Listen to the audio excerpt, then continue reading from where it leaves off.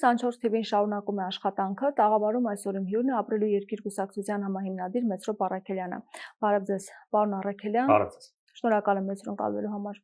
Քաղաքական դաշտը դիրքավորվում է, ընտրություններին են պատրաստվում եւ արդեն իսկ ուրվագծված է որոշ քաղաքական ուժերի մոտ, թե ինչ դասավորումներ է լինելու, ում են միանալու, ապրելու երկիր կուսակցությունից տեղեկություններ չկան, թեև դուք ասել եք, որ մասնակցելու եք ընտրություններին, քննարկումների փուլում եք, թե ինչ որոշումն եք։ Ապրելու երկիրը միշտ է պատրաստ ընտրություններին, որտեղ ստեղծման պահից մենք ընտրությունների ենք մասնակցել եւ այնպես չէ, որ այս ընտրություններից առաջ ենք հիշել երկրի խնդիրների մասին ու որոշել քաղաքականությամբ զբաղվել ու ձեռքի հետել կուսակցություն բացել, հիմա էլ ստեղ ընկած անդած մտածեն, թե ինչ ձև մասնակցեն։ Դրա համար կարող է որ տենց վայրի վերումներ չի կատարվում մեր կուսակցությունում, այդքան մեդիա հետաքրքրություն չկա, բայց մեր կուսակցությունը արդեն 4-5 տարի է թիմ ընտրություններին մասնակցելով, բնական է, որ այս ընտրություններին էլ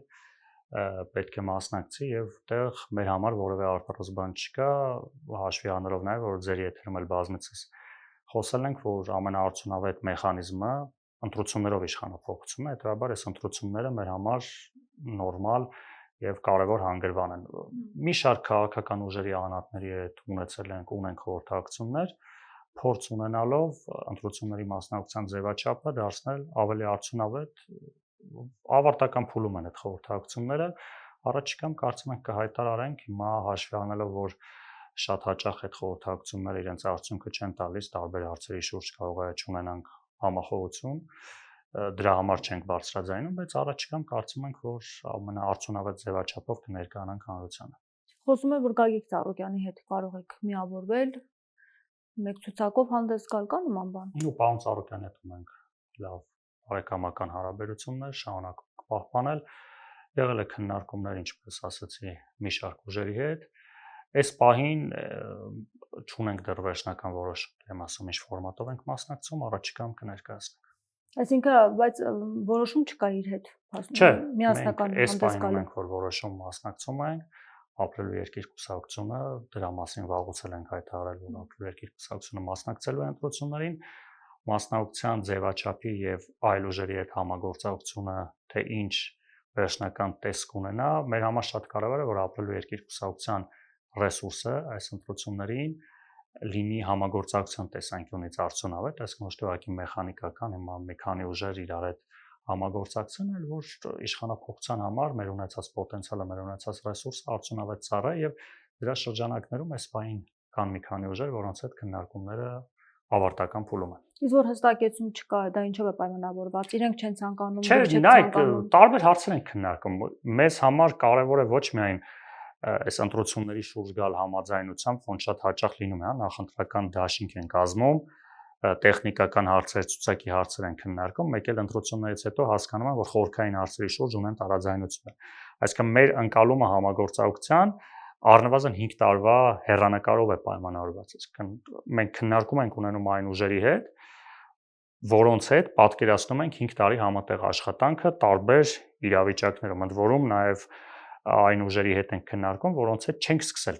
քննարկումները այս բան։ Տարբեր հարթություններում, տարբեր միջավայրերում ունեցել ենք որոշակի ընդհանուր օրակարգ, ընդհանուր քննարկումներ, այսինքն բավականին կարևոր է, որ համագործակցությունը լինի բնական, այսինքն ոչ թե ինչ-որ հարցեր, ասենք լավ խորքային ինչ տարաձայնություններ կարող են։ Տարաձայնությունների մասին չի խոսքը, խորքային քննարկումների մասին է խոսքը, որ ավարտական փուլում է, այսինքն չասենք տարաձայնություններ, այլ ծրագրերի, գաղափարների եւ մոտեցումների համադրում ենք անում եւ այդ ուղղությամբ ենք աշխատում։ Դեռևս չասենք, որ շատ ժամանակ կա, ոչ էլ քիչ ժամանակ կա, բայց ավարտական փուլում ենք, առաջիկա 1-2 շաբաթվա ընթացքում վերջնական տեսքի կբերենք, տեղի կունենա նաեւ կուսակցության համագումարը եւ դրա շրջանակներում արդեն ամեն ինչ կներկայացնենք։ Այսինքն առանձին ամեն դեպքում հանդես չեք գա։ Որովհետև հակ համագումարի ժամանակ դուք ելույթով հանդես եկաք, ասացիք, որ արկա մարտահրավերները երկրի այնպիսին են, որ 1-2 ուժերի առանձին մասնակցությունը արդյունք չի տա։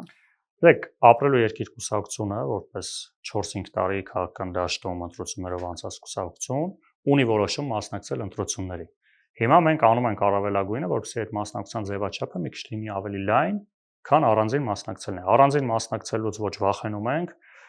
ոչ է հերքում ենք։ Այսինքն առնվազն առանձին մասնակցությունը մեզ համար միանշանակ է։ Հիմա կլինի հնարավորություն, որ այլ ուժեր կամ անհատներ պարտադիր չլինեն քաղաքական ուժեր, կան մարդիկ, որոնք կարող են հարստացնել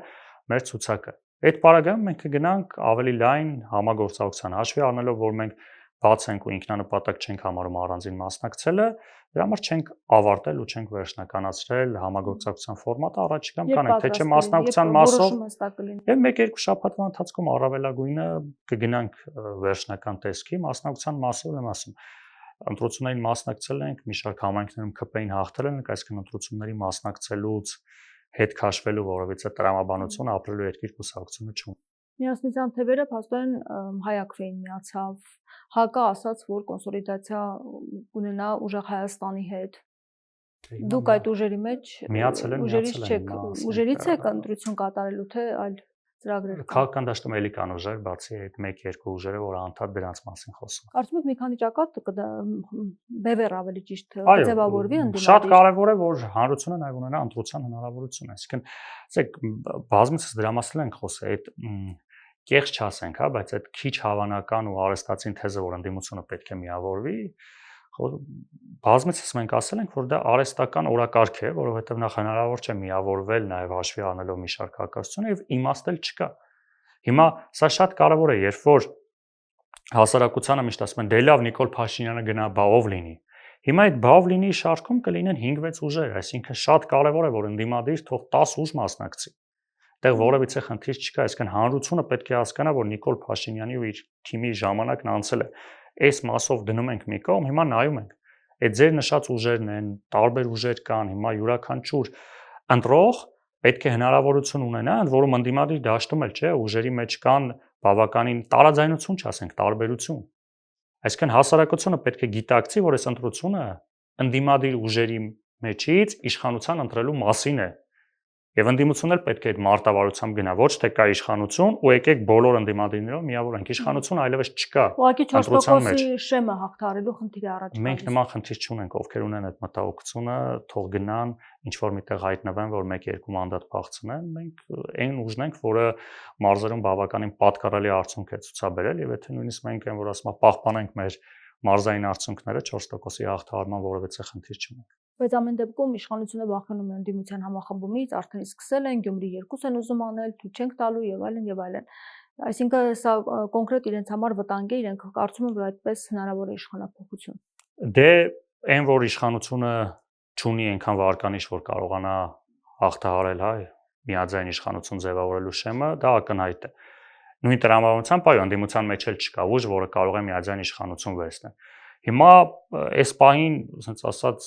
ապաշնոր գործ է ենթադրել, թե որ ուժերը կհայտնում են, հələ նույնիսկ հայտնի չէ, որ ուժերն են մասնակցում, ինչ ձևաչափով, հələ թող այդ ուժերը այսօր Ռոբերտ Քոչարյանը մասնակցեն։ Հայաստան խմբակցությունը դաշինքը պետք է ներկայացնի իր տեխնացուին։ Դե հա, ակնհայտ է իրանց մասնակցությունը, չեմ կարծում ինչ որ տենց անակնկալ կա, հիմա այդ մասնակից ուժերից հետո որ ուժերը կհայտնվեն խորհրդարանում, դրանից հետո կլինեն քննարկումներ հնարավոր կոալիցիոն կառավարության։ Մենք տեսական տեսանկյունից ասեմ ոչ թե այս իրավիճակում կոալիցիոն կառավարությունը, այսինքն այն որ մի ուժը չի հաղթում, շատ արդյունավետ է երկրի համար, այսինքն չենք ունենալու այլ վարչապետին կից խորհրդարան, այսինքն վարչապետը կունենա մի խմբակցություն, բայց իշխանություն ձևավորելու համար կլինեն եւս մի քանի խմբակցություններ եւ վերջապես կարող է խորհրդարանական կառավարման համակարգը գործել, որ խորհրդարանում ձևավորված ուժերը կլինեն էական հակակշիռ վարչապետին։ Հետաբար այդ մասով դեռ վաղ է խոսել, որտեղ դեռ հայտնի չէ ովքեր են մասնակցում, բայց ամեն դեպքում կարծում եմ, որ հանրությունը այս անգամ հնարավորություն ունի ընտրելու եւ այս ընդդիմադիր ուժերի թեկուզ ոչ ամբողջական միավորումը հանրությանը թույլ է տալուս ընտրել մի շարք ուժեր, իհարկե մենք անալու ենք առավելագույնը շատ ձայն հավաքելու, որովհետեւ եթե մենք գտնենք, որ կան ուժեր, որոնք որ մեր պատկերացրած ծրագրերով գաղափարներով կգնենք, կուսակցությունը չէինք ստեղծի, հետո որ մենք ունենք անցած ճանապարհ, մեր փորձը, մեր հաջողությունները նաեւ ընտրական process-ում եւ մենք այսպես ասած ունենք լիարժեք իրավունք ընտրությունների ժամանակ հայցել ընտրողների վստահությունը։ Օրինակ 21 թվականին էլ 20-ից ավել ուժեր մասնակցեցին եւ արդյունքում եղավ այն, որ Փաշինյանը ընտրվեց, իրենք էլ որպես ընդդիմություն մտան խորհրդարան։ Հիմա այդ նույն վտանգը չկա առհասարակ կարծում եք։ Չէ, այդ վտանգը չեմ տեսնում, որովհետեւ 21 թվականի ընտրությունները բոլորովին այլ միջավայրում էր, նաև հետ պատերազմյան էմոցիոնալ մեծ ֆոն կար, նաև արտահերթ ընտրություններ էր եւ այդտեղ հասարակությունը նաև տուրք տալով Նիկոլ Փաշինյանի եւ իր թիմի հերթական ստերին, Այն ժամանակ էլ եք հիշում եք, խաղաղության մասին են խոսում։ Խաղաղության դարաշրջանը։ Միջև չէ խաղաղության, ասենք պատերազմից հետո եկել էր խաղաղության դարաշրջանի մասին։ Այդ դարաշրջանը բացելուց մի քանի ամիս հետո սկսեց չէ, էլի ռազմական ագրեսիա միջև այսօր Հայաստանի տարածքում ադրբեջանական զորքերն են Արցախի կորուստ եւ այլն եւ այլն։ Հետեւաբար այո, ցավոք հասարակությունը 21 թվականին նաեւ խաբվեց Նիկոլ Փաշինյանի խոստումներին եւ ես հուսով եմ, որ հերթական անգամ Նիկոլ Փաշինյանը, որում խոստումները բոլոր ոլորտներում են, տնտեսական, սոցիալական, աղքատություն, ենթակառուցվածքներ, բոլոր ոլորտներում նրանք իրենց հիմնական խոստումները 21 թվականի չեն կատարել։ Էլ չասած, որ այդտեղ դեռևս 21 թվականին մենք ունենք հայկական Արցախ, թեկուզ մասնատված, բայց հայրը ապրում էին Արցախում եւ 21 թվականին գոնե ընտրությունների ժամանակ նաեւ ռուս խաղապահների ներկայությունը դեռևս էական տենց վտանգ չէր ներկայացնում, որ մենք Արցախը կորցնելու ենք ու մարդիկ գոնե այդ պահպանելու մտքով շարունակեցին որոշ մասը վստահել գործող իշխանությանը, բայց դրանից հետո տեղի ունեցած ապաշնոր քաղաքականությունը բերել է նրան, որ մենք Արցախն ենք կորցրել։ Հետևաբար 21 թվականից մինչև այսօր բոլոր ոլորտներում մենք ունենք էական կորուստներ եւ ես չեմ կարծում, որ հասարակության ճնշող մեծամասնությունը հերթական անգամ իր սխալ որոշումն է կատարել։ Հիմա դուք որ ասում եք ծրագրային առումով դուք ձերը ունեք եւ պետք է հասկանաք արդյոք այլ ուժերի հետ որ միավորվեք, ընդունելի կլինի իրենց համար։ Որն է այդ կարևոր առանցքային կարևոր այդ հարցերի շուրջ ձեր դիրքորոշումը, օրինակ հենց նույն թրիփի մասով, խաղաղության համաձայնագրի մասով։ Այք որևիցե մեկը չեմ կարծում, որ խաղաղությանը դեմ է, որ մենք էլ խաղաղությանը կողմ ենք, թեև բավականին ողբերգական կորուստների գնով է ձեռք բերվել այս խաղաղությունը, բայց առնվազն Բաքվի բանկում գտնվող գերիների առկայությունը խոսում է այն մասին, որ Ադրբեջանը ամենևին չի ձգտում խաղաղության, եւ սա ավելի շատ ուղղակի ռազմական գործողությունների կարճաժամկետ կամ հուսով ենք երկարաժամկետ հրադադար է եւ Ադրբեջանի հակահայ քաղաքականությունը ճիշտ է այլևս չի խոսում, չէ, պատերազմից գրավելուց, բայց հնարավոր ադրբեջանցիների գալը Հայաստանում բնակվելը, այդ ադրբեջանական զինուժի գտնվել Հայաստանի տարածքում եւ ռազմագերիների առկայությունը չի խոսում խաղաղության մասին։ Հիմա արդյոք հնարավոր է այդ ամեն ինչով ասել, որ խաղաղություն է, իհարկե ոչ։ Իսկ մեր դիրքորոշումը այն է, որ այս խաղաղությունը պետք է հաստատվի, բայց պետք է լինի ամուր խաղաղություն, որի համար կան նախապայմաններ։ Առնվազն Բաքվի բանտում գտնվող մեր գերիների վերադարձը պետք է հանդիսանա այն հիմքերից մեկը, որ այո հնարավոր է խաղաղություն, բայց Բաքվի բանտում գտնվող գերիների առկայությունը հայտարարությունից ալիվի պարզ է, որ չի վերադարձնելու։ Հետևաբար նաև խոսում է այն մասին, որ ամենևին խաղաղության մասին խոսք գնալ չի կարող եւ Նիկոլ Փաշինյանի ուղղակի այս կարգախոսային այս աուրան, որ ստեղծում է, այո, այս պահին գետնի վրա կրակոցներ չկան։ Դա լավ է, իհարկե լավ է, բայց խոսել, որ այլևս ամեն ինչ ավարտված է, ոչ։ Իսկ բազմաթիվ մենք խնդիրներ ունենք ուժեղանալու եւ տնտեսապես, եւ անվտանգային առումով, եւ նաեւ արտաքին քաղաքական առումով, որտեղ այսօրվա աշխարհում մենք տեսնում ենք, որ այն ինչ հիմա տեղի է ունենում, 1 ամիս առաջ, 2 ամիս առաջ ոչ մեկ չէր կարող կանխատեսել, խոսքը միայն այսօրվա մասին չի, ասենք վերջին մի քանի տարիներին աշխարհակաղակական իրադարձությունները բավականին արագ են փոփոխվում։ Հետևաբար նման պայմաններում լինել վստահ, որ կես տարի հետո մի փորձանք չի գա մեր երկրի գլխին, ուղղակի անմտություն է։ Էլ չասած, որ Ալիևը ունի մեծ ցանկություն եւ դրա համար ոչինչ չի խնայում Նիկոլ Փաշինյանի ընտրությանը աջակցելու եւ այս փուլում, որ ոչ միայն խաղաղությունը, այլ նաեւ Ալիևն է դրա մասին խոսում, այսպես ասած Նիկոլ Փաշինյանի քարոզն է անում, դա բավականին խոցելի է եւ հայտնի չէ, որ Աստված չանի, եթե Նիկոլ Փաշինյանը, դե խոսում է այն մասին, որ արդեն խաղաղություն է, եթե 1-2 տարի առաջ էլ ռազմատենչ հայտարարություններ են անում, հիմա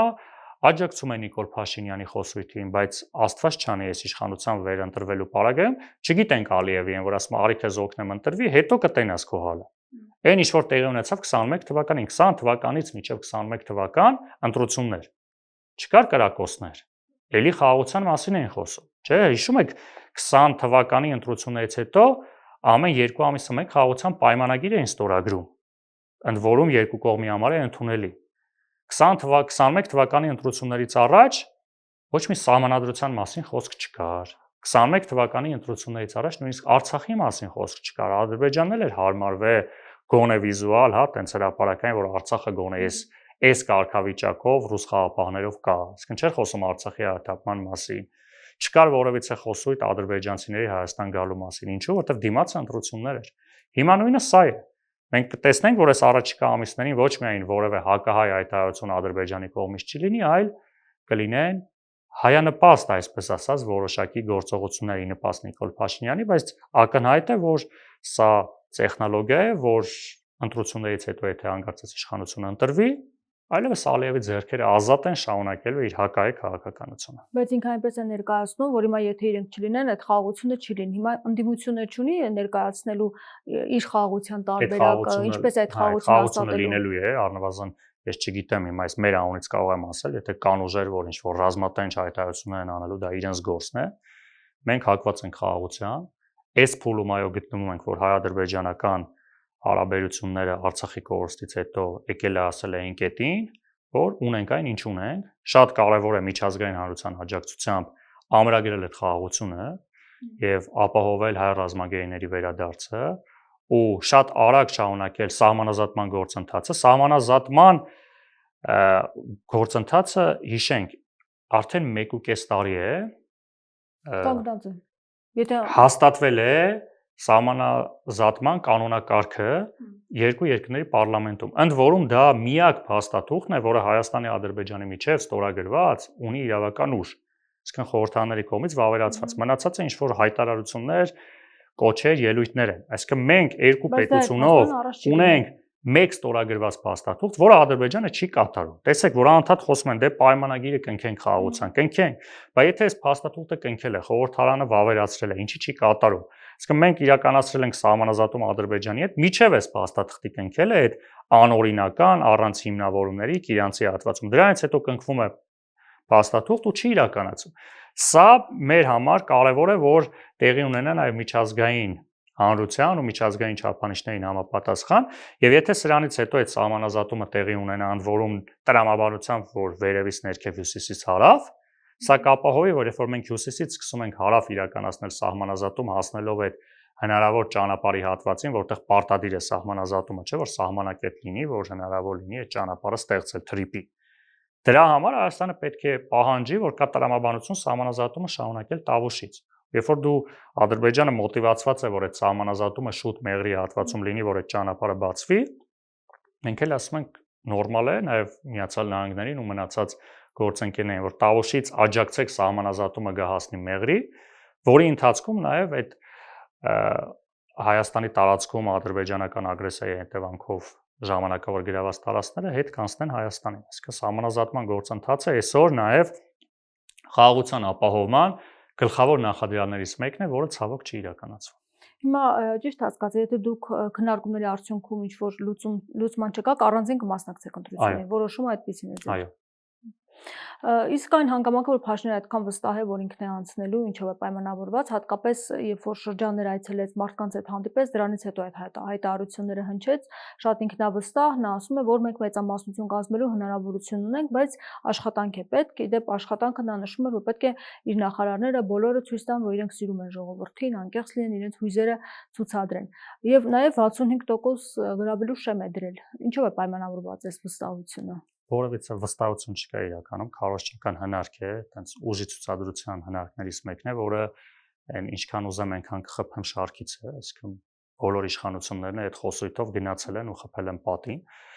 Այս Նիկոլ Փաշինյանի իր թիմի վերջին ընտրություններում, նույն այտենց վստահ են իրենց հաղթանակում Փարաքարում, վստահ են իրենց հաղթանակում Գյումրիում, վստահ են տարբեր համայնքներում, որտեղ պարտություն են գրել, հետեւաբար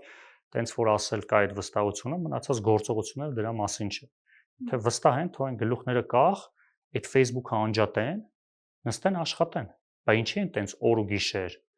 ընկնում, ասենք օրական մի 30 հատ 40 հատ տեսանյութ հրապարակում։ Բայց թող գնան, այն ինչ որ նորմալ կառավարությունը պետք է աշխատի, իրենց այն մարզպետերը, համայնքապետերը մի քանի հատ ունեն, թող գնան աշխատեն։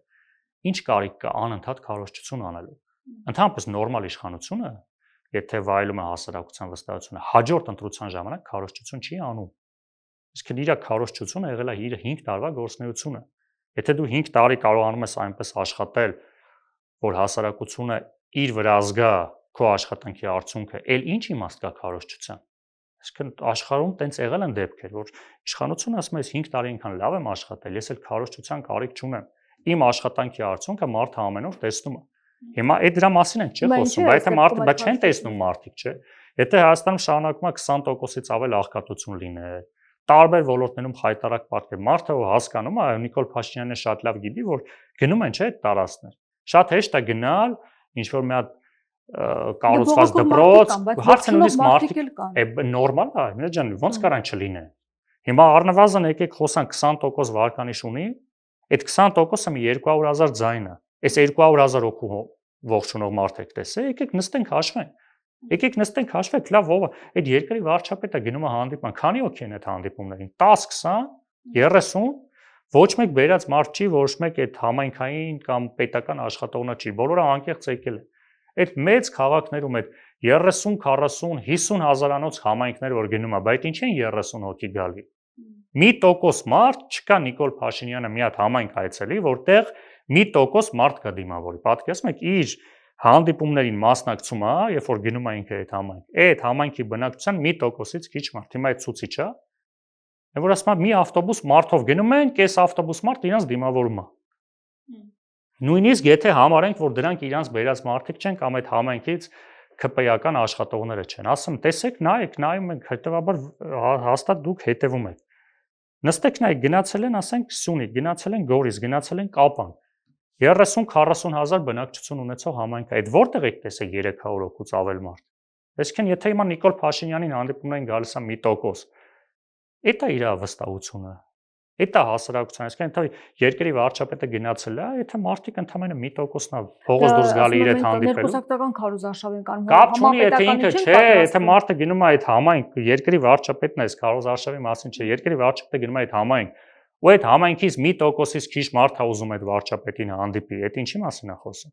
Դա այսինքն մարդիկ չեն ուզում այդ մարդուն տեսնել նույնիսկ։ Իսկ սոցհարցումները, որ ցույց են տալիս, որ 3 անգամ ավել ձայն ունի ընդդիմադիր տեխնացուի համեմատ։ Չէ, 3 անգամ ավել որ ձայն ունի, բայց ինչքան է իրանց ռեյտինգը։ Այդ բոլոր նույնիսկ իրանց համար են, որ sense ողջավորած ցույց են տալիս, 20%-ի սահմաններում է, չէ, իրանց վարկանիշը։ Ընդ որում մի բան ասեմ, իշխանության վարկանիշը աճելու որևէ միտում չի կարող ունենալ։ Որովհետև այսօր բոլորը ունեն իրենց վերաբերմունքը Նիկոլ Փաշինյանի նկատմամբ, կամ լավ կամ վատ։ Այսինքն չկա այս 8 տարի ինչ արել չի արել, այսինքն եթե մարդիկ Արցախը կորցնելուց հետո Նիկոլ Փաշինյանին ընտրում են, ուրեմն ընտրում են, ելեն դիմությունն է անելիք չունի տեղ։ Իսկ եթե Նիկոլ Փաշինյանին չեն ընտրում այսքան աղետից հետո, այս 2 ամսում աշխարհն է շուրջ տալ, Նիկոլ Փաշինյանին չեն ընտրելու, հետեւաբար իր այդ 20%-ը պահպանվելու է։ Ինչ ուզում է անի։ Այս ամեն ինչը ընդհանրապես հա տենց ինչ որ միջավայր է ստեղծում ու ամենակարևորը պարապ են այս մարդիկ։ Անելու բան չունեն։ Իսկն ինչով զբաղվեն ամբողջ օրը։ Ինչ կար չկար վարի են տվել, հիմա բայց կիրակի օրերն է գնում քարոզարշավի։ Դե իսկ մնացած օրերն ինչ են անում։ Դե աշխատում ասենք այսօր այս նախորդ շաբաթ ինչ են արել։ Օրինակ չբացի այդ ավտոբուսից, կարանք հիշենք նախորդ շաբաթ այս կառավարության այս մի շաբաթվա գործունեության մի հատ դրվագ չենք հիշում։ Հիշում եք դուք բացի ավտոբուսից։ Որտեվ բան չեն անում այս մի շաբաթ, ամբողջ շաբաթ ոչ մի ամբողջ շաբաթ հավաքվում են, հետո շաբաթ կիրակի նստում են ուրախ ավտոբուս։ Եվ ինչ են նստում այդ ուրախ ավտոբուսը, առասարակ այն ինչ որ հատուկ ցուցադրվում է հասարակությանը, ինչ մեսիջ է չեմ հետևում, էլի անկեղծ որ ուրախություն է, խաղաղություն է, ձեզ խնդրում ու խորհուրդ տալիս, էլի եկեք ստում է։ Առավել եւս որպես ընդդիմադիր լրատվամիջոց, խնդրում եմ ձեզ քիչ լուսաբանեք այդ իրենց այդ ավտոբուս, ինչ ուզում են թվանեն։ Հիմա իրանք իրանց ավտոբուսը, հիմա իրանք իրանց գնում են ման, հիմա այդ ինչ ժողովրդի հետ ինչ կապ ունի։ Հիմա մարդը հիմա նույն տրամաբանությամբ լիքը մարդ կա, ինչ որ տենց գիտեր, կան տուրիստներ են գալիս են, էլի ավտոբուսը նստում են, մարդկանց տանում են Սյունիք։ Հիմա այդ ինչ չեք լուսաբանում։ Իրականացում սրտիկներ են ուղարկում մարդկանց։ Հա, բայց ասում եմ նույն տրամաբանությամբ լիքը հիմա ասենք մեսիջ են ուղարկում։ Լիքը մարդիկ կան, ասում եմ ավտոբուսով գնում են ինչ որ տուրիստական տուրեր են անում։ Հիմա այդ է նայենք։ Ես ոչ մի տարբերություն, հա հիմա գնում են, հիմա չեն տեսե մարդիկ։ Լավ է, հիմա ոչինչ, հիմա լիքը մարդ Հայաստանը առաջի անգամ է ծանոթանում, դրանց մեծ մասը քրեական են, հիմա ված չի, գոնե կգնան Հայաստանի տեսարժան վայրերն կտեսնեն, թե չէ տենց որևէ քաղաքական կամ ինչ-որ քննարկման ենթակա նյութ չեմ տենում ես իրենց ասացի մեջ, բնականը չեմ էլ հետևում։ Հիմա դու կարծում եք, որ իշխող թիմը ընդդիմություն է դառնալու ընտրություններից հետո։ Այո, ու հաշվի առնելով իրենց այն պատմական փորձը, չեմ բացառում, որ կարող են այս կարծունավետ ընդդիմություն լինեն այն մարդիկ, ովքեր օրենքի հետ խնդիր չունեն եւ կշարունակեն ազատ իրենց գործունեությունը Բայց Վարժանը փաստորեն օգնության դիմեց եւ նախ Եվրամիությանն են դիմել, որպեսզի աջակցեն նրանց հիբրիդային պատերազմի հարցում եւ նաեւ Ստրասբուրգում խոսեց այն մասին, որ կան ուժեր ներսից, որոնք դրսից են ֆինանսավորում եւ նրանց նպատակն է պետականությունը քանդել, կորցնել, ժողովրդավարությունը կործանել։ Նիկոլ Փաշինյանի թուլության ու խայտարակության մասին, եթե Հայաստանում տեղի են ունենում իրադարձություններ, որոնք հակասում են օրենքին, ինչի, այսինքն Հայաստանի իշխանությունը ունի բավարար լծակներ այդ հակաօրինական իրադարձություններին գնահատական ու հետևանքներ տալու։ Այսինքն տեսականորեն Նիկոլ Փաշինյանը ասում է ինչ որ ուժեր, ինչ օրենքի խախտումով գործունեություն են ծավալում, է պատժեք, ինչ կապ ունի տեղ Եվրամիությունը։ Ասում է դրսից են աջակցություն ստանում, այսինքն չէ՞ եմ ասում, օրենքի խախտում կա, մեր մոտ ինչ կա ընտրությունների մասով, ընտրական օրենսգիր, ընդհանուր կա քրեական օրենսգիր։ Հիմա ես ուզում եմ հասկանամ, եթե կան քաղաքական ուժեր, անհատներ, որոնք քրեական օրենսգրքի խախտում են արել, կամ ընտրական օրենսգրքի խախտումով են մասնակցում ընտրություններին, խոսեք դրա մասին, այդ ինչ կապ ունի տեղ Եվրամիությունը։ Ու մի կարևոր բան հիբրիդային պատերազմի մասին են խոսում իրենք հիմա, այսինքն այս խոսույթի մեջ է ինքը արդարացնում են գործողությունները։ Հիբրիդային խաղաղություն կբերի Նիկոլ Փաշինյանը։ Հիմա ասում է ուժեր կան, որոնք պատերազմի պես կուսակցության առաջնորդ են դարձել,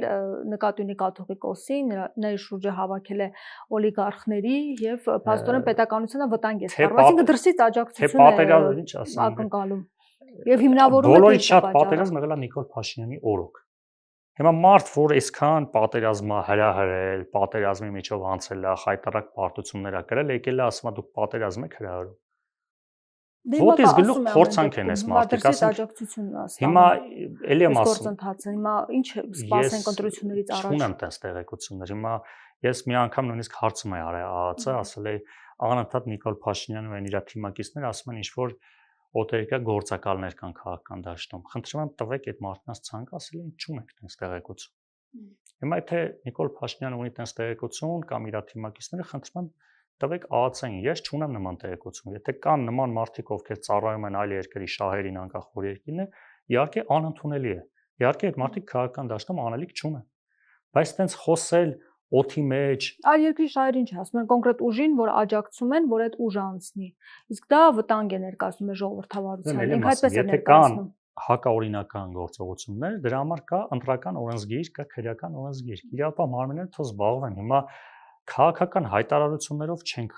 երկիր կառավարում, չէ՞ այդ հայտարարությունները ինքը։ Հա, հիմա սա նշանակում է ինչի համար է դա անում, որ առաջիկայում գործողություններ են չեմ բացառում, այո, քանի որ կան գործողություններ, որ նախկինում էլ կար եկեղեցու դեմ գործողություններին էլ այն նախորդ է որոշակի հայտարարությունը, չեմ բացառում, որ ընդդիմադիր որոշ ուժերի նկատմամբ կլինեն գործողություններ։ Այսինքն թույլ չտան մասնակցել ընտրություններին։ Չեմ կարող ասել, հիմա թույլ չտան, թե ինչ որ խոչընդոտներ են, որ հիմա նախընտրական process-ում էլ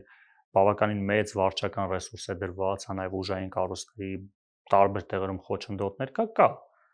Բայց նաև եկեք չգերագնահատենք այդ ամեն ինչը։ Ես վստահ եմ, որ հասարակության ճնշող մեծամասնությունը, երբ որ կգնա ընտրություններին ու իր ոչը կասի այս իշխանությանը, այդ իրենց վարչական ռեսուրսը ունենալու է շատ փոքր ազդեցություն։ Այդ ամենը սահմանափակ է։ Առավել եւս էլ եմ ասում, այդ օրինակը բերեմ, երբ որ մի համայնքում ինչ որ իրենք փորձեցին, ասենք նույն Ալավերդիում մեզանից իշխանությունը տանել, ամբողջ ուժային համակարգը եկե կենտրոնացել էր տեղ։ Նոր հաջողվեց իրենց այդ մի հոգում փախցնել ոստիկանապետի տեղակալի ու 600-700 ոստիկանի գլխավորությամբ։ Բայց այդ մի համայնք էր։ Հիմա հունիսի 7-ին մենք ունենք ընտրություն ամբողջ երկրով։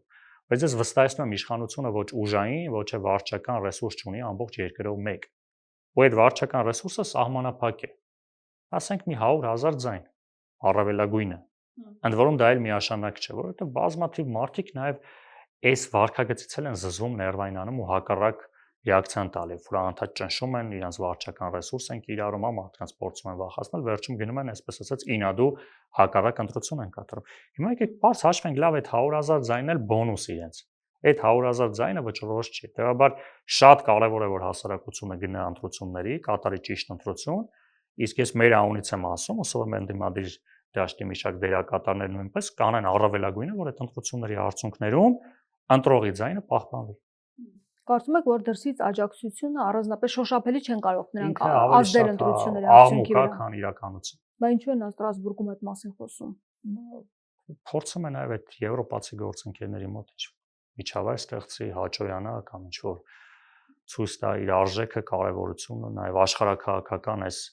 ֆոնին որոշակի ինչ-որ Բայց այդ ամեն դեպքում գնա ճնշումների, սա չի ազդի